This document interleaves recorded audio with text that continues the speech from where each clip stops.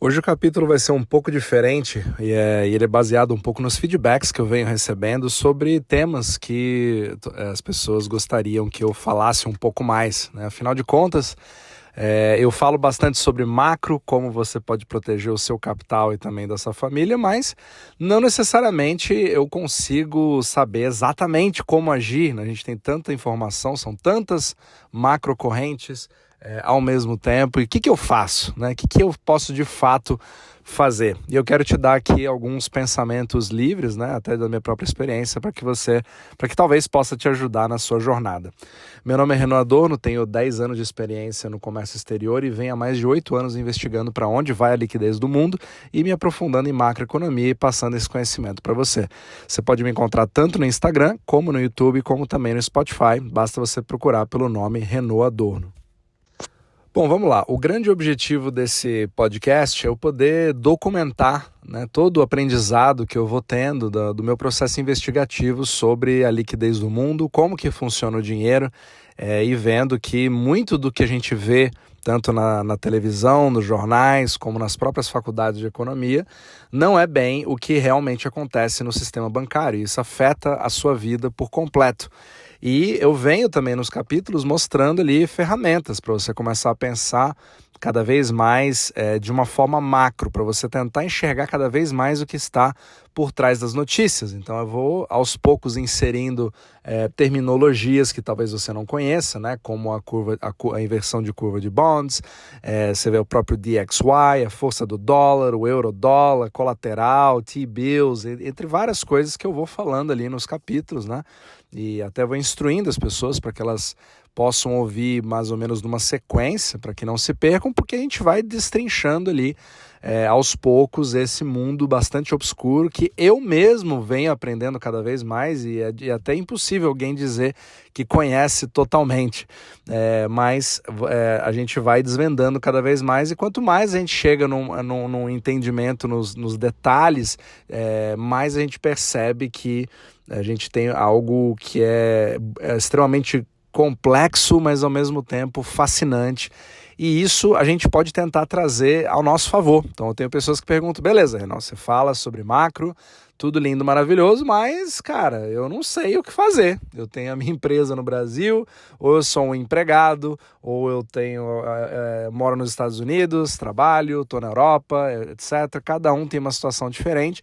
Então é claro que eu não consigo dar para você uma coisa muito pronta, mastigada, né? Hoje em dia as pessoas elas têm bastante, assim, vou ter que falar a real, as pessoas têm preguiça de pensar. Então isso, o que eu tento trazer aqui é realmente para as pessoas que querem ver soluções práticas, mas eu quero te dar a ferramenta para que você consiga fazer a sua própria análise macro e você consiga, de fato, ir se protegendo, se municiando para que você tenha mais olhos e ouvidos em relação ao mercado, principalmente quando você tem um mercado que cria que ele é muito enganador, ele cria ali uma decepção, digamos assim, né, no sentido de uma cortina de fumaça, onde você acha que é uma coisa e na verdade é outra, e muitos acabam tendo muitos problemas financeiros ou até ruína porque acreditam firmemente numa coisa só.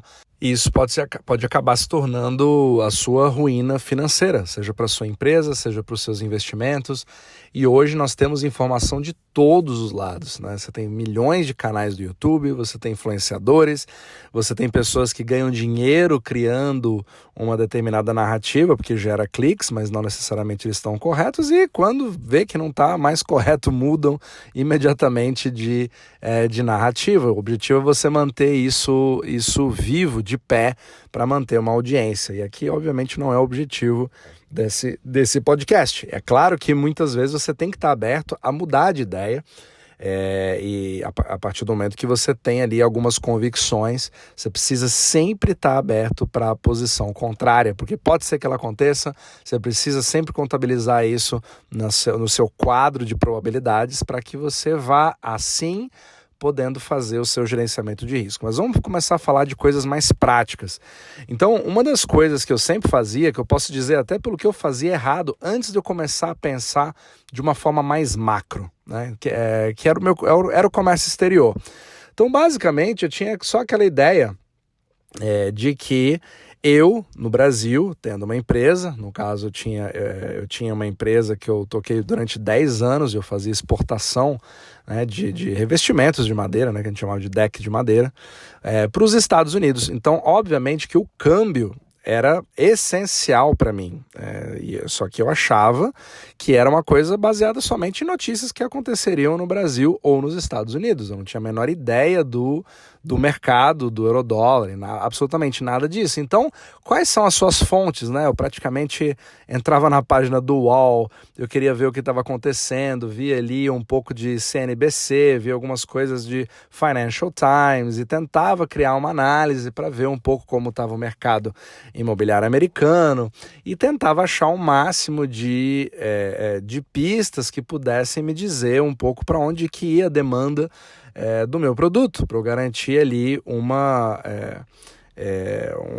demanda que fosse constante, né? Porque em vendas você precisa ter de fato algo constante, né? Talvez você descobrir novas aplicações para o seu produto, talvez você descobrir o mercado, talvez você descubra que existam aí players que vão mudar completamente o jogo para você e criam uma concorrência desleal que vai fazer com que você acabe saindo do business e você já tenha que mudar agora. Então eu tinha essa intenção de poder enxergar pelo menos com 3, 4 anos na frente sobre o que ia acontecer para eu poder tomar a minha decisão. Mas é claro que não necessariamente você está nessa posição. Talvez você tenha uma empresa no Brasil e acha que o mercado externo não faz a menor diferença para você. Mas, na verdade, querendo você ou não, isso faz. Talvez você seja um empregado assalariado no Brasil hoje. Talvez você seja um servidor público. Talvez você trabalhe de faxineira na Europa. Não importa. Você é afetado de uma forma ou de outra, e pensar macro pode fazer com que você entenda, pelo menos, onde você está situado dentro desse contexto macro, para que você saiba se alguma macro tendência vai começar a afetar a sua vida ou não diretamente. Então, vamos tentar aqui dar alguns exemplos. Muitos pensam no câmbio, né? O que eu mais vejo o brasileiro preocupado é se a viagem dele para Disney vai ficar mais cara ou vai ficar mais barata a partir do momento que o dólar sobe ou o dólar desce, etc.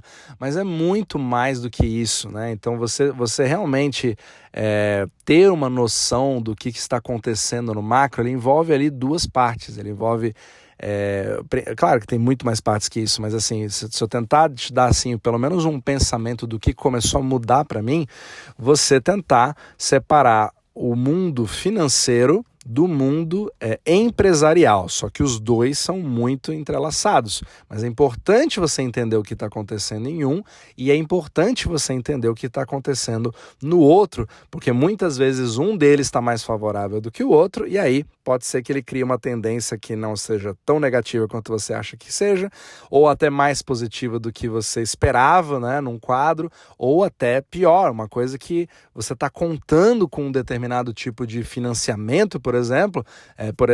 Vou te dar um exemplo muito claro. Na minha empresa, eu era muito dependente de contratos de financiamento, de adiantamento de recebíveis de comércio exterior. Então eu dependia ali do Banco do Brasil, da Caixa Econômica, etc., para fazer adiantamento de processos de exportação, que eu demorava ali quase 60, 90 dias para de fato receber os dólares. E obviamente que eu também tinha um risco cambial, poderia ser que o dólar caísse, né? Já que eu sou exportador, para mim, quanto maior o dólar, melhor para mim.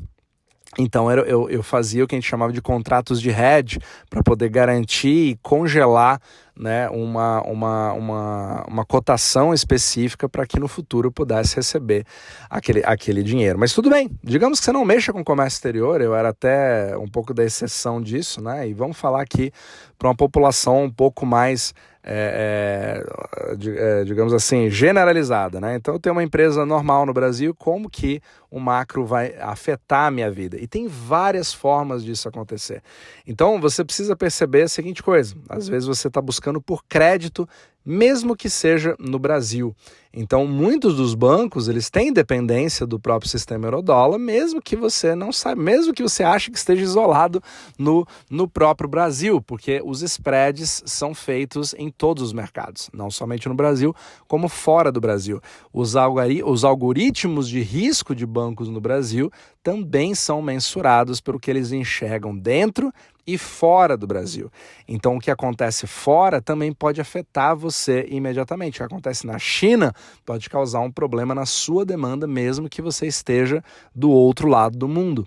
Então, é muito importante você começar a ver um pouco desses fatores. Então, vamos lá. Digamos que nesse exato momento aqui, que eu estou gravando esse capítulo do podcast, a gente está vendo. Eu venho falando, né, da inversão da curva de bonds nos Estados Unidos, que sugere que o smart money está apostando que vai ter algum tipo de recessão. E às vezes você pode estar pensando em abrir um determinado mercado nos Estados Unidos ou numa outra região, e a gente está percebendo que muitos desses indícios eles não estão sendo mostrados somente nos Estados Unidos, né? Você percebe um claro movimento de retração de índices reais, aqueles que não são os lagging indicators, que são os indicadores de agora, coisas que você começa a perceber. Então você percebe ali um grande problema de vendas no varejo, você percebe também uma quantidade muito grande de estoque que está sendo acumulado, até pelos maiores varejistas dos Estados Unidos, como Walmart, como Target, como a própria Amazon, e aí você percebe também demissões que vêm acontecendo, né? Mas por outro lado, você vê toda uma narrativa que acontece na mídia dizendo que não, está tudo bem, o pleno emprego está sendo alcançado, as medidas estão dando certo e o Fed está de fato fazendo um controle para ter o soft landing, né? Então, nesse caso, a gente está evitando uma recessão. E aí, quem tem razão nisso? O que vai de fato acontecer? Então, se você hoje, às vezes, é um empresário, você precisa começar a entender um pouco qual que é a dinâmica para perceber se o que vai sendo confirmado. Mesmo que você acredite ou não na recessão, pessoalmente, eu acredito mais no smart money. Ele vem tendo um histórico que é de praticamente 100% e nunca ele esteve tão invertido durante tanto tempo como agora. Só para você ter uma ideia, a última vez que teve uma inversão dessa que ficou assim durante muito tempo foi na crise do início dos anos 80, né, onde a gente teve a grande inflação depois, etc., e tivemos uma recessão nos Estados Unidos no início dos anos 80. Então, são indícios muito fortes. Agora, mesmo que você não enxergue agora, você como empresário, você precisa se preparar para o que vem, porque a gente sabe que folha de pagamento, por exemplo, é um dos maiores custos que você tem. Então, muitos empresários, e eu até falei isso em capítulos anteriores, você percebe que demissões em massa não são coisas que acontecem de uma hora para outra, são coisas que os empresários seguram muito tempo para realmente ter uma certeza de que a tendência é de fato essa, para depois eles poderem começar as demissões. Por quê? Porque existe um custo muito grande de aquisição, existe um custo de treinamento, pessoas não são descartáveis dessa forma, né? E obviamente são famílias. Então você tem aí coisas específicas de cada um dos seus negócios, mas você consegue ter um pensamento macro para entender o comportamento generalizado das empresas. Então, se você hoje está vendo uma demissão em massa acontecendo ali em empresas Big Tech, por exemplo, nos Estados Unidos, já precisa acender um sinal amarelo de que, talvez nós tenhamos retração na demanda, certo? Por outro lado, você também pode ter grandes oportunidades onde você está vendo uma queda brusca em relação a determinados produtos, né, principalmente de consumo, que estão sendo muito acumulados. E às vezes você pode inventar um próximo negócio que você consegue flipar alguma coisa, né, comprar barato para vender mais caro, etc., agregar valor a outras pessoas, porque a gente sabe que é justamente em crises que surgem as novas ideias, as novas startups. Então, se você percebe que a gente aparentemente ainda está tudo normal, mas que existe uma possibilidade baseada na curva de bonds que a gente possa ter uma recessão, é aí que o seu sinal já tem que estar movido não ao que acontece agora, mas ao que pode acontecer no futuro, e caso aconteça, quais serão os meus planos. Quais serão os meus planos com os meus funcionários? Às vezes eu não preciso demiti-los, eu posso inventar uma outra coisa para a gente poder fazer. Às vezes eu preciso sair desse negócio imediatamente e já partir para o próximo negócio para eu manter a minha lucratividade, a minha própria sobrevivência, certo? Às vezes, se eu sou um investidor, muitas vezes eu posso pensar, uau, eu tô no stock market dos Estados Unidos, mas não existe uma justificativa desse otimismo todo que está sendo visto, e talvez sejam só algoritmos mesmos de hedge funds. Então talvez seja um jogo que eu vou me machucar bastante, talvez então eu aproveite essa alta para dar uma retraída e eu vou pelo menos ver para onde as coisas andam antes de eu fazer a minha próxima jogada. E talvez você já possa antever, mesmo todos os canais falando que está tudo indo muito bem, os números estão muito bem. Você percebe? Se você começar a pensar macro, você vai começar a agir um pouco mais como se você fosse o próprio smart money. Aliás, eu adoraria que você, de fato, fosse o smart money, né? Agora, pessoalmente, eu gosto de pensar no macro como realmente uma coisa de longo prazo. Eu não estou aqui ficando louco aqui vendo para onde vai o dólar. O dólar sobe, agora o dólar desce, agora eu vou fazer isso, agora eu vou fazer aquilo. Não é assim que eu funciono. Mas, por exemplo, vou te dar um grande exemplo aqui de algo que talvez você não saiba, mas só a movimentação do dólar em si, digamos que você está no Brasil e você fala, olha, cara, eu venho antevendo que o Brasil está num caminho perigoso, onde no longo prazo o real vai perder bastante o seu poder de compra, então eu gostaria de me proteger dolarizando. Então imagina que essa pessoa 10 anos atrás tenha tomado essa decisão e ela tenha adquirido dólares, e há 10 anos atrás nem existia bancos digitais como você vê hoje, tá? Então mudou, o panorama no próprio Brasil mudou bastante de uns tempos para cá, mas digamos que você pudesse ter comprado esses dólares, ou às vezes você fez ali uma conta fora do país,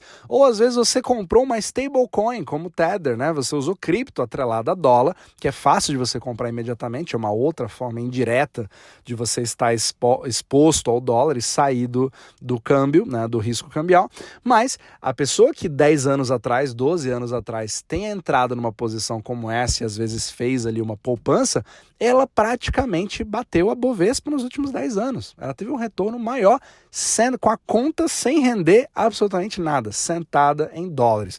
Então, isso é um dos exemplos de coisas que não se fala normalmente, mas que eu quero que cada vez mais você vá identificando essas coisas, porque um pensamento global vai fazendo com que você possa aproveitar oportunidades. Se você percebe que a Europa tem determinados problemas que são apresentados no campo energético, etc., pode ser a sua próxima oportunidade. Ou pode ser também o seu próximo recuo de defesa, porque não perder dinheiro é tão importante quanto ganhar dinheiro no mercado financeiro. Então, mais importante ainda, né, que quando você ganha, você possa ganhar de uma forma mais substancial, mas quando você perde, você perca menos, certo? Então é esse o grande objetivo do pensamento de longo prazo. Então se você, por exemplo, se faz sentido para você o milkshake theory, por exemplo, você pode ir aos poucos aumentando a sua posição em dólares, por exemplo. Ou se você acredita que o euro vai ser um protagonista ali, alguma coisa nesse sentido, você pode trabalhar com euros. Então, assim, cada um vai tendo o seu tipo de estratégia baseado no que você quer fazer. É claro que, infelizmente, a gente tem uma economia complexa demais que não permite a pessoa só cuidar dos seus negócios, né? Se fosse fácil, eu não quisesse saber sobre dinheiro, seria maravilhoso, mas infelizmente o sistema financeiro mundial, o sistema monetário, quer dizer, mundial, não permite você fazer isso. Então, se você é uma pessoa que está na Turquia, né, eu fiz ali capítulo sobre a Turquia mostrando isso, você não pode simplesmente focar no empreendedorismo e achar que quanto mais liras eu tiver na minha conta, melhor. Mas, infelizmente, existem ali riscos geopolíticos, existem riscos em relação ao euro-dólar, e se você sentir que o ambiente onde você está pode criar uma desconfiança do sistema financeiro para fazer com que bancos que sejam primary dealers, que detenham eurodólares, não tenham mais confiança no mercado onde você está situado, talvez você já pense assim, opa, eu talvez precise comprar o meu ingresso para o eurodólar o mais rapidamente possível, para evitar que, se lá na frente eu tiver algum tipo de de escassez de dólares, eu possa já estar protegido. Faz sentido? Então, esses movimentos, eles têm que ser feitos com antecedência. Eu mesmo estava no Brasil e fiz ali receita em dólares, enquanto estava no Brasil ainda, para poder me preparar para uma mudança para os Estados Unidos, por exemplo. Vi que provavelmente teria uma mudança de governo com 1 ano e meio de antecedência e pude, assim, me planejar de acordo com o que eu enxergava, baseado nas minhas análises nas minhas análises macro. Você também pode usar estratégias com criptomoedas, por exemplo, né? Se você entende se você gosta muito, às vezes, de Bitcoin, muitos me perguntam qual que é a melhor forma de eu comprar Bitcoin. Você sempre vai fazer uma média, não adianta você tentar achar o timing perfeito, porque eu não consigo detectar quando que o Bitcoin vai subir ou quando que ele vai cair e em qual percentual ele vai fazer, mas uma coisa é certa, os ciclos do Bitcoin ou da cripto, né? O Bitcoin ele acaba sendo um indicador maior, mas as outras altcoins elas seguem o mesmo rumo do Bitcoin. Eles acabam coincidindo bastante, tendo uma grande correlação com o próprio ciclo do dólar.